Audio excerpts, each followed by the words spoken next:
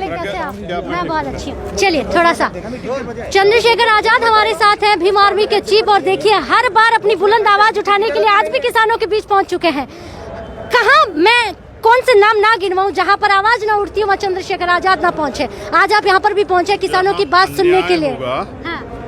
वहाँ जाना पड़ेगा, और यहाँ आपको लग रहा है अन्याय हो रहा है? वाले से अन्याय सहने वाला ज्यादा दोषी होता है, और वो भी दोषी होता है जो अपने अधिकारों को खत्म होते देखता है। हाँ। आज हमारे देश को खत्म करने का प्रयास किया जा रहा है, क्योंकि जिस देश का किसान जो है वो खुशहाल नहीं होता, वो देश कभी खुशहाल नहीं होता। किसान देश की रीढ़ है। अन्नदाता पे लाठियां चलाई जा रही है, अन्नदाता को जो है सुबह सुबह ठंडे पानी से सर्दी में नहलाया जा रहा है, उस पर आंसू गैस के गोले छोड़े जा रहे हैं, उनके रास्ते में कटीली झाड़ियां और गड्ढे खोदे गए हैं। आज अगर आंदोलनकारी लोग पीछे रह गए तो फिर कल किसका भरोसा कौन करेगा।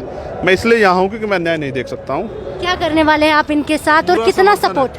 अगर सरकार, जैसे सरकार ने अभी 3 दिन पहले कहा कि भाई हम इनको जेल भेज रहे हैं, तो मैंने फिर आके लाइव आके कहा कि अगर किसानों को जेल भेजने का प्रयास सरकार ने किया तो हम जेल भरो आंदोलन चला देंगे। सरकार दलितों की ताकत को इस देश में जानती है। वहाँ पर भी आपने धमकी देके डराया और मान गए? कि नहीं देता हूँ मैं तो संविधान से डरते हैं लोग, मुझसे कहाँ डरते हैं। लोकतंत्र में मिला है ना अधिकार विरोध का।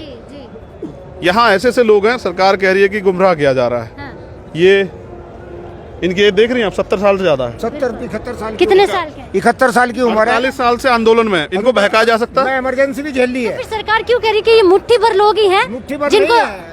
हमारे बच्चे जो हैं, जमीन में 70% किसान हट गया। 5-30% ये सरकारी आंकड़े की 30% किसान खेती कर रहा है। किसानों की हिम्मत और बढ़ गई आपके आने से। हिम्मत ही नहीं, उनको ये विश्वास दिलाने आया हूँ कि हमने बहुत सारे आंदोलन लड़े हैं। जेलों से हम लोग नहीं डरते हैं, सरकार से हम नहीं डरते हैं। तो हम लोग इसलिए सड़कों पे हैं कि किसान के आंदोलन को बदनाम किया जा रहा है। कभी खालिस्तानी कहते हैं, कभी कहते हैं 1-2 जाति के लोग हैं, कभी कहते हैं 1-2 प्रदेश के लोग हैं।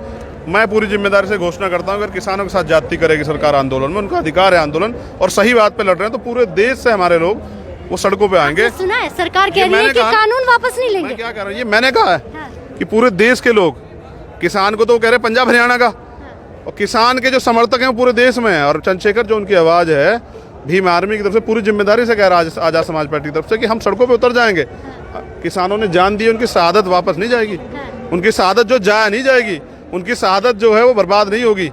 इस आंदोलन को सफलता मिलेगी, और मैं धैर्य की दाद देता हूँ कि ऐसे मौसम में भी किसान डटे हुए हैं, और 6-6 महीने का राशन लेके आए, खुशी से नहीं आए। लेकिन एक चीज का जवाब दीजिए, अभी आपको बातचीत चल रही है, सरकार के बीच बातचीत हो रही है, 3 बज के अब देखिए 7 मिनट बातचीत हो रही है उन लोगों, क्या निकलेगा, क्या मांगे रहेगी? क्योंकि अब आप भी किसान की आवाज बनकर बोल रहे हैं। मैं इस सरकार का भरोसा नहीं करता हूँ। मोदी जी जो इनके नेता कौन भरोसा हैं, झूठ बोलते हैं। मुझे भरोसा किसानों के आंदोलन के आगे हो सकता है सरकार को घुटने टेकने पड़ जाएं, लेकिन मैं इनका भरोसा नहीं करता, क्योंकि ये कहते कुछ है और करते कुछ है। नोटबंदी की इन्होंने कमर तोड़ी, जीएसटी की, व्यापारियों कमर तोड़ी, अब किसानों कमर तोड़ रहे हैं। कहा था 2 करोड़ रोजगार देंगे, 20 करोड़ रोजगार इन्होंने खत्म कर दिए। उन्होंने कहा कि काला धन वापस लाएंगे। इनके बहुत सारे मित्र जो हैं यहाँ से काला धन लेके फुर हो चुके हैं, जिन पे कोई कार्रवाई नहीं हुई। इन्होंने कहा महंगाई खत्म करेंगे, इनकी सरकार में सबसे ज़्यादा महंगाई हुई। मैं भी बिहार से लौटा हूँ चुनाव से, 800 रुपये क्विंटल उनको धान बेचना पड़ रहा है, जबकि एमएसपी पता है 1970 रुपये। इसलिए किसान सड़कों पर है। किसान को पता है कि कॉन्ट्रैक्ट फार्मिंग से उनके ऊपर इतना कर्जा सरकार थोप देगी कि उनकी जमीनें भी चली जाएंगी। और किसान पे कर्जा ले लिया कॉन्ट्रैक्ट करके। ये देखिए किसान, मैं 1 सेकंड आपसे लूंगा। मेरे गांव में बखरवा गांव है, सकूरपुर गांव है, भोजपुर गांव है, तिबड़ा गांव है, किसानों से कॉन्ट्रैक्ट पे खेती ली, लालच देके। खेती वैसे हमारी 5,000-6,000 रुपए बीघा पे खेती कॉन्ट्रैक्ट पे जाती है। रास्ता क्या निकलेगा? उस पर कर्जा ले लिया 40-40। ठीक है, बीच का रास्ता क्या मुझे बताइए, क्योंकि वो कानून लेने को तैयार नहीं। मैं अभी मंत्री से मिलके आ रही हूँ, अभी मंत्री के पास से आ रही हूँ। आप तो मंत्री के पास है, सरकार वापस नहीं लेंगे। सरकार तानाशाही कर रही है। ये लोकतंत्र नहीं है। इसका मतलब ये तो उन्होंने बता दिया कि वो राजतंत्र कर रहे हैं, यानी कि वो जनता के फैसले के समर्थन में नहीं है। आज लाखों लोग सड़क पर, इसलिए उनका भी सम्मान अगर नहीं कर रहे हैं सरकार, तो इसका मतलब वो उन्हें जनता से मतलब नहीं है।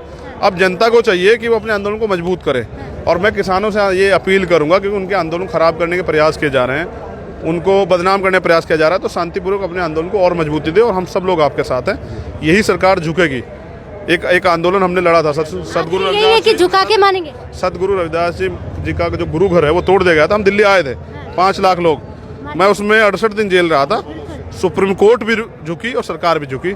आंदोलन से सरकार झुकती है और सरकार झुके। आपको तो आदत है जेल में रहने की या तमाम चीजों को झेलने की, लेकिन किसान भाइयों को नहीं है ना। कैसे मुझे मैं 50 साल से झेल रहा हूँ। जो 6 महीने का राशन लेके आए हैं ना जेल में, तो फिर भी रोटियां मिलती है। एक क्रांतिकारी के लिए जेल गहना होती है। जिस उम्र में मुझे क्रिकेट खेलना था मेरे हाथ में हथकड़ियाँ लगी, मैंने बहुत लोग तैयार किए। सरकार कहे, सरकार किसानों के साथ जाति करे, क्यों सरकार आगे नहीं बढ़ने दे जिनको लाठी मार रही थी। अगर एक किसान को भी सरकार लाठी मारेगी, जाति करेगी, तो इस देश की जेलें छोटी पड़ जाएंगी। भीम आर्मी ने इतने नौजवान तैयार किए हैं, जेल से नहीं डरते हैं। ठीक है, आखिरी सवाल, आपकी बातों से कोई नहीं जीत सकता, आपकी आवाज इतनी बुलंद है कि सरकारों को भी समझना और सुनना पड़ता है। सुनिएगा, आखिरी सवाल, क्या लगता है कि आज बातचीत में अगर किसान भाई मान जाते हैं, और वो बार बार कहते हैं, क्योंकि मैंने जैसा बताया कि अभी मैं केंद्रीय मंत्री से मिलकर आ रही हूँ, वो कह रहे हैं कि जो किसान के हित में कानून है उसे मैं वापस क्यों लूँ, मोदी सरकार वापस क्यों ले, ये बताएं आप। मना कर रही थी इमरजेंसी खत्म करने की। देखिए, दो चीजें हैं। एक जानकारी मुझे अभी दी। एक तो पहली बात जो है, सरकार से किसानों ने मांगा क्या है, ये कानून मांगे तो नहीं है, जबरदस्ती थोपे गए। कोई एक किसान बता दे जो सरकार के पास गया हो कि लीजिए ये कानून बना दीजिए, तो सरकार ने किसान बिना मांगे आप सुविधा दे रहे हैं, किसान लेना नहीं चाहते। किसान के जो हित में वो कीजिए ना। दूसरी बात, हमारे नेता हैं, हमारे बड़े बुजुर्ग, उन्होंने मुझसे कहा, ये मेरे बड़े भाई, इन्होंने मुझसे कहा कि इंदिरा गांधी भी कहती थी कि इमरजेंसी वापस नहीं लेंगे। ये कान में भी कह रहे थे, ये लोकतंत्र है। मैं बच्चे थे। अच्छा, ये कह रहे हैं कि भाई आप अकेले गिरफ्तार नहीं, मैं भी। इंदिरा गांधी मना कर रही थी, इंदिरा गांधी मना कर रही थी इमरजेंसी खत्म नहीं करूंगी। लोकतंत्र है, इंदिरा गांधी करनी पड़ेगी, और सिर्फ करनी नहीं पड़ेगी, नहीं है। किसानों के ये कानून भी वापस, किसानों विरोधी कानून वापस लेने पड़ेंगे और किसानों की मांग को मानना पड़ेगा। बस यही आखिरी है। अगर किसान नहीं लौटा ना, 4 दिन में देश की अर्थव्यवस्था चौपट हो जाएगी। बहुत शुक्रिया आपका। किसानों को कानून वापस लेना पड़ेगा, और यही आखिरी भीम आर्मी के चीफ चंद्रशेखर आजाद ने अपनी आवाज